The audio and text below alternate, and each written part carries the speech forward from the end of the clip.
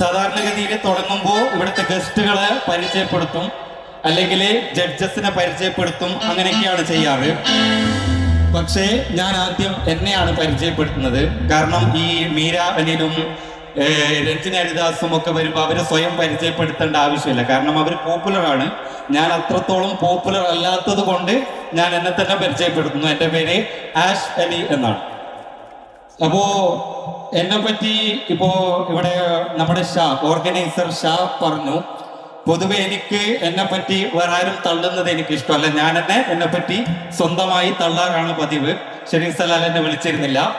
അപ്പൊ ഞാനൊരു ന്യൂസ് റിപ്പോർട്ടറാണ്, കൂടാതെ ഒരു കണ്ടന്റ് റൈറ്ററാണ്, ഒരു സോഷ്യൽ മീഡിയ സ്ട്രാറ്റജിസ്റ്റ് ആണ്. അപ്പൊ ഇവിടെയുള്ള മത്സരാർത്ഥികളിൽ പല ആളുകളെ പോലെയും ഞാനും ആദ്യമായിട്ടാണ് ഇങ്ങനെ ഒരു പരിപാടിക്ക് ആങ്കറിങ് ചെയ്യുന്നത്. ഏകദേശം 2 ആഴ്ച മുമ്പ് നമ്മുടെ പരിപാടിയുടെ കോർഡിനേറ്റർ ആയിട്ടുള്ള നിസാർ ഷെറീം, നമ്മുടെ ചെയർമാൻ ഷെരീഫ് സലാലയുമാണ് എന്നോട് പറയുന്നത്, നീ ഒന്ന് ആങ്കറിങ് ചെയ്യണം എന്നുള്ളത്.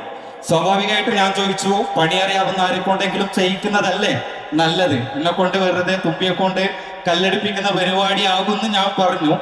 അപ്പൊ ഷെരീഫ് സലാല പറഞ്ഞു, നീ മാസാണ്, നീ പൊളിയാണ്, നിന്നെ കൊണ്ട് പറ്റും എന്ന് പറഞ്ഞുകൊണ്ടാണ് ഈ ദൗത്യം എന്നെ ഏൽപ്പിച്ചത്.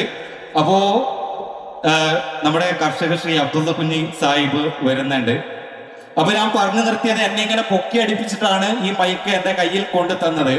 ഈ വടക്കൻ സെൽഫി എന്ന് പറയുന്ന സിനിമയില് അജു വർഗീസ് നിവിൻ പോളിയെ ഇങ്ങനെ പൊക്കി പൊക്കി ഓരോ ഗുലുമാലിലും കൊണ്ടുപോയി ഇടുന്നില്ലേ, അതേപോലെ എന്നെ ഗുലുമാലിലിട്ടതാണ്. ഞാൻ പറഞ്ഞു, ഞാൻ സാധാരണ ഒരു ന്യൂസ് റിപ്പോർട്ടറാണ്.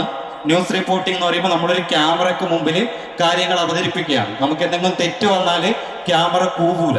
അതൊരു നിർവികാരമായിട്ടുള്ള ഒരു സാധനമാണ്. ക്യാമറ കൂവൂല, നമുക്ക് കട്ട് ചെയ്യാം, വേണമെങ്കിൽ റീടേക്ക് ചെയ്യാം. ഇതൊരു ലൈവ് പരിപാടിയാണ്. അപ്പൊ ആദ്യം തന്നെ ഞാൻ അഡ്വാൻസ് ആയി പറയുന്നതാണ്, എൻ്റെ ആദ്യത്തെ പരിപാടിയാണ്.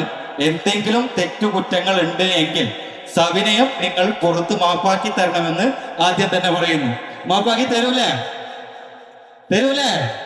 ഓക്കെ. അപ്പൊ മാക്സിമം ഞാൻ നിങ്ങളെ സപ്പോർട്ട് ചെയ്യാം. അതേപോലെ നിങ്ങളുടെ സപ്പോർട്ടും ഞാൻ പ്രതീക്ഷിക്കുന്നു. ഓക്കെ, അപ്പൊ നമുക്ക് തുടങ്ങാം. അപ്പോ നമുക്ക് ജഡ്ജ്മെന്റ് പാനലിനെ ക്ഷണിച്ചുകൊണ്ട് തന്നെ നമുക്ക് തുടങ്ങാം. ആദ്യം